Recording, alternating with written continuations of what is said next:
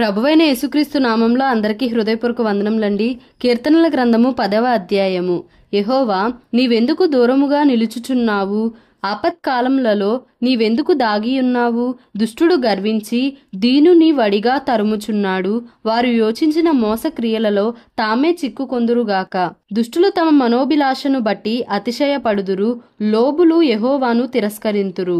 దుష్టులు పొగరెక్కి యెహోవా విచారణ చేయడనుకొందురు. దేవుడు లేడని వారెల్లప్పుడూ యోచించుదురు. వారెల్లప్పుడూ భయము మానుకొని ప్రవర్తింతురు. నీ న్యాయ విధులు ఉన్నతమైనవై వారి దృష్టికి అందకుండును.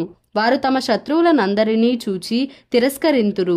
మేము కదల్చబడము, తరతరముల వరకు ఆపద చూడము అని వారు తమ హృదయములలో అనుకొందురు. వారి నోరు శాపముతోనూ కపటముతోనూ వంచనతోనూ నిండియున్నది. వారి నాలుక క్రింద చేటును పాపమును ఉన్నవి.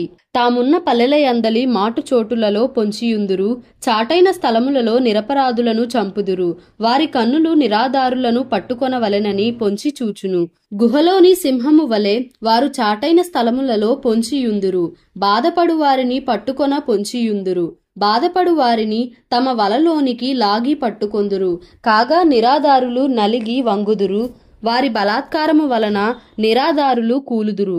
దేవుడు మరచిపోయెను, ఆయన విముఖుడై ఎప్పుడునూ చూడకుండును అని వారు తమ హృదయములలో అనుకొందురు. యెహోవా, లెమ్ము, దేవా, బాధపడు వారిని మరువక నీ చెయ్యి ఎత్తుము. దుష్టులు దేవుని తృణీకరించుట ఎలా? నీవు విచారణ చేయవని వారు తమ హృదయములలో అనుకొనుట ఎలా? నీవు దీనిని చూచియున్నావు గదా. వారికి ప్రతీకారము చేయుటకై నీవు చేటును పగను కనిపెట్టి చూచుచున్నావు. నిరాధారులు తమ్మును నీకు అప్పగించుకొందురు. తండ్రి లేని వారికి నీవే సహాయుడవై ఉన్నావు. దుష్టుల భుజమును విరుగగొట్టుము. చెడ్డవారి దుష్టత్వము ఏమీయూ కనబడకపోవు వరకు దానిని గూర్చి విచారణ చేయుము. యెహోవా నిరంతరము రాజయ్యున్నాడు. ఆయన దేశములో నుండి అన్యజనులు నశించిపోయిరి. యెహోవా, లోకులు ఇకను భయకారకులు కాకుండునట్లు బాధపడు వారి కోరికను నీవు వినియున్నావు. తండ్రి లేని వారికిని నలిగిన వారికిని న్యాయము తీర్చుటకై నీవు వారి హృదయము స్థిరపరచితివి, చెవియొగ్గి ఆలకించితివి. కీర్తనల గ్రంథము 11వ అధ్యాయము. యెహోవా, శరణుజొచ్చియున్నాను. పక్షివలే నీ కొండకు పారిపొమ్ము అని మీరు నాతో చెప్పుట ఎలా? దుష్టులు విల్లెక్కు పెట్టియున్నారు. చీకటిలో యథార్థ హృదయుల మీద వేయుటకై తమ బాణములు నారియందు సంధించియున్నారు. పునాదులు పాడైపోగా నీతిమంతులేమి చేయగలరు?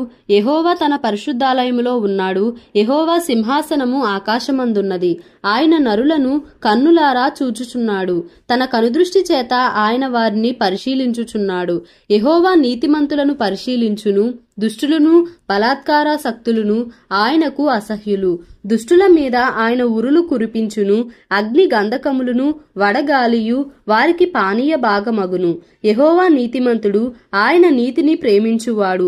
యథార్థవంతులు ఆయన ముఖదర్శనము చేసెదరు. కీర్తనల గ్రంథము 12వ అధ్యాయము. యెహోవా, నన్ను రక్షింపుము. భక్తిగలవారు లేకపోయిరి. విశ్వాసులు నరులలో నుండకుండా గతించిపోయిరి. అందరూ ఒకరితోనొకరు అబద్ధములాడుదురు.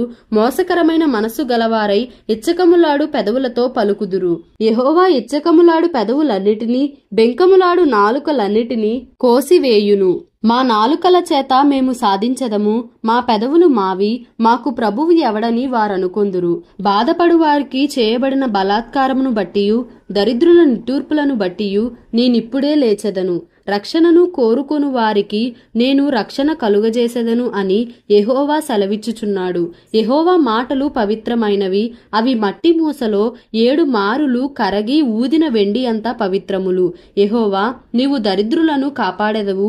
ఈ తరము వారి చేతిలో నుండి వారిని నిత్యము రక్షించదవు. నరులలో నీచవర్తన ప్రబలమైనప్పుడు దుష్టులు గర్విష్ఠులై నలుదిక్కులా తిరుగులాడుదురు. దేవుడు తన పరిశుద్ధ వాక్యంను దీవించి ఆశీర్వదించునుగాక. Amen. Please like, share and subscribe for more videos.